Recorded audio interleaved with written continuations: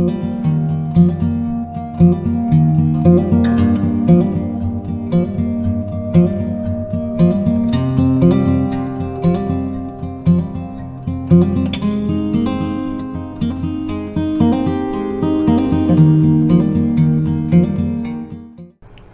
and welcome to Tarot with Tanya. This is 7 cards for 7 days.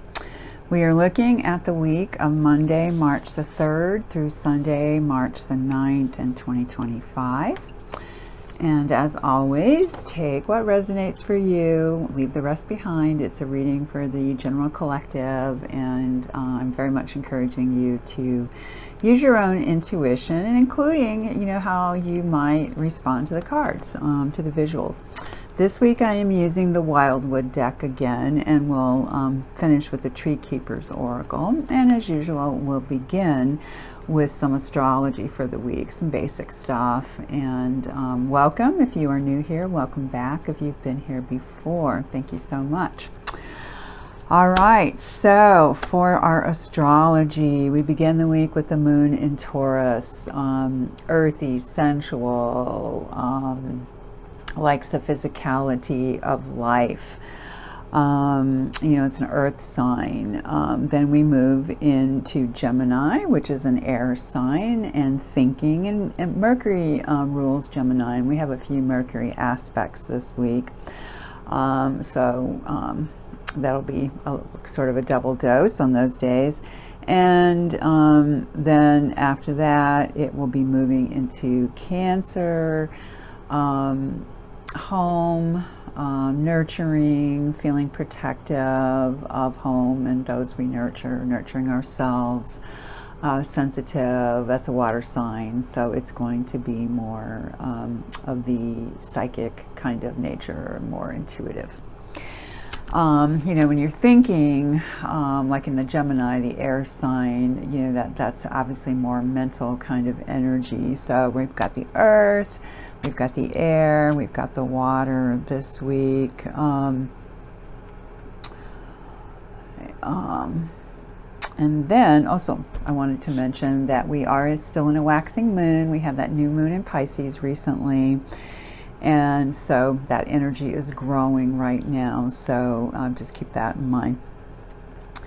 On Tuesday, the 4th, we have Mercury entering Aries. That favors activity. It can be very positive. It can also be impulsive. It can be restless. It can be devoid of subtlety. But it's also very good for initiating new projects. And, it's there 3 weeks or so, but it does retrograde later in the month back into Pisces. And I've been mentioning we're going to have this huge pileup of planets in Pisces, Neptune at the last degree, all this stuff happening. I'll talk more about that when the time comes. And then on Wednesday of this week, we have Mercury again, this time sextiling Pluto. So that, sextiles, it's a good flow of energy, and this one, it might actually lead to profound insights. Mercury ruling the mind. Pluto is always transformative, very deep. It rules Scorpio. It likes those insights. It likes the truth. It likes to examine, to investigate, and it could lead to something to change, something to change our lives for the better with that kind of energy. And it helps us handle difficult people. So again, that's Mercury sextiling Pluto on Wednesday. Mercury moves very quickly, Pluto very slowly. So Mercury will move on from that. Then on Friday, the 7th, we have the Sun trining Mars, and trines are happy. So this is very dynamic energy. It can be daring. It can be pioneering. It also can be ambitious, and it really likes physical activity. It likes challenge. It can be a good time to work with children, and also to be very creative. All right, so that is our astrology for the week. Our cards, once again, I believe this was last week, I know it was recently, we didn't have any majors, and that's the case this time. And I believe last time we had a couple of royal cards, and this time we have 3. We're looking at fire energy, water energy, earth energy, air energy. They're all here this week. So we start Monday with the 6 of bows. So this is fire, and let's see, we have 2, we have 3 bows this time. And you can see this one is subtitled Abundance, and it certainly is making an abundance of smoke here. Other decks refer to this as a victory card. You'll often see, like, people who've been on some sort of campaign, perhaps soldiers coming back into town carrying banners. There's a big celebration over a victory. So here, you do have all the smoke, but it looks like it could be a fire for a feast, because if you look closely in the foreground there, you have all kinds of baskets of food. So, that's that sense of abundance and perhaps accomplishment, and, fires are about instinct, that fire energy. On Tuesday, we go to, I guess our only, we have 2 of these as well.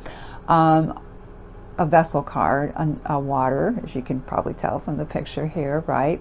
So this is the 10 of vessels, or the 10 of cups, and this one is happiness. It certainly looks happy. You have this beautiful waterfall and this lovely green forest setting, bowls catching the water. It looks fresh, it looks clean. And this is about our emotional energy, that peak of, starting with the ace of vessels and moving up to the 10 and feeling really good about the flow of energy. If there is a dark side, it can be an overabundance of emotion. On Wednesday, we're moving into the earth energy. So far, again, we started with fire, we went to water, and now we're on earth. And this is a king. Now, it's not a double masculine, because it is an earth energy. Stones represent earth in this one, dirt. Discs, you might know them, pentacles. And here, of course, we have our wolf howling at the moon, looking pretty much on top of the world. Yes, it's a cold winter landscape, lots of snow, but beautiful fur, seems very happy, seems to be feeling good. And this can be leader of the pack, someone very nurturing, caring for the rest of the group, being very responsible. The dark side of the king of earth, or stones in this case, can be materialistic. So, that can be you, an energy within the self that's passing through, or someone like an older male, or, an older masculine energy around too. Thursday, we are back to our bows, where we began, and this is the 10 of bows, responsibility. So you see there's a sort of village up at the top, and again you've got fires going, and this person seems to be carrying up perhaps firewood. Perhaps these will be used as weapons. That's not really clear. It doesn't look like a militaristic situation. But this one can be associated with like burden, having too much to do, too much to carry, too many responsibilities. So it can be read as getting ready to put down your burdens, or having put down your burdens. And you'll see when we get to the end in the oracle card, there's a real connection with that. So I'm going to encourage putting down things that we're not really responsible for. Sometimes we create those ideas in our heads that we're responsible for certain things. Or, like if you're wrapped up in politics or social justice movements, doing things that you really care about, what are you really responsible for? What can you put down as a burden? And maybe just take a rest. Then on Friday, we have the second of the 3 people cards, or royal cards, and this one is a page of vessels, or water again. Pages often are likened to daughters or princesses, a very feminine, soft energy, especially in this card because of the water. the intuitive, the psychic, the playful, the creative. So Friday could be a really nice energy that way. If there's a dark side to it, it could be, well, almost the opposite, right, of this one. You know, accepting all the responsibility and here not doing that. But hopefully it expresses as a very fun, playful, kind-hearted energy, and maybe a person like that too, maybe on the more youthful side. Saturday, we're back to the, or not back to, I guess this is, this is our only arrows for the week. So this is the mental energy. Obviously it's an ace. I see the ace as gifts, something coming to one. A new insight. It is mental, a new perspective, the gift of being able to see things freshly. You know, sometimes it's just like we look and we look and we look at something, we ponder, we wait, we study, give it up maybe, and then finally that new insight comes. So hopefully there's a bit of a rebirth in some sort of thing you've been pondering, or maybe again something larger for the whole collective that occurs, bringing that new insight on Saturday. And then finally, the end of our week, Sunday, and the Knight of Bows. So here's that third people, a royal card. And in this one, our third bow as well. So we have our little Reynard, our little fox here, a little trickster, you know, known for doing impish things, fooling us, playing games, maybe not always trustworthy, but the Knight of Bows, it's not an untrustworthy figure at all, but it can be very amorous. And, you know, I think that there's that old kind of a folk tale about Reynard who would walk around and seduce women. And so this Knight of Wands can be very seductive, not so much like the Knight of Cups or the Prince of Cups in that more romantic, deep, emotional way, but in a very fiery, passionate, spirited way. So, of course, it doesn't have to be about romance. It could be about all kinds of energies. So, again, you know, this could be an interesting week for people showing up. And when Venus is retrograde, as it is, we also often do have people show up from the past. Old paramours, you know, relationship people. So let me know if that's your case. All right. So overall, you know, there's definitely a balance, as I mentioned earlier, in the elements.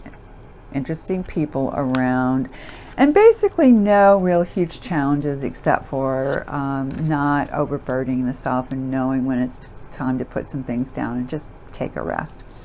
So in our Tree Keepers Oracle this week, we have the Keeper of Play. It's beautiful. I love those colors, and just the delicacy of these drawings too. So Keeper of Play, just like a tree's limbs can support a swing of joy, your arms can hold a great deal of play. Too often our own limbs are weighted down by responsibility, demand, guilt, or shame. It's time to construct a swing of joy in your heart. I just love that. Remember your inner 3-year-old who stood on her head or hung from the monkey bars just for the joy of the tactile experience. This wasn't mere folly. The tree keepers knew that play opens pathways to problem solving and creative genius. It's not just enjoyable for the inner child, it's also essential for the outer adult. There's permission. Fill your arms with the lightness of play and possibilities will take flight. Doors will appear where there were only walls. So beloveds, I'm wishing you the best possible 7 days. Let me know how things are going. If you would, please like, please share, please subscribe if you haven't already. And if you have any questions about what a personal reading entails or costs or whatever, and I'm happy to work with people on that, just let me know. Otherwise, I will see you in 7 days.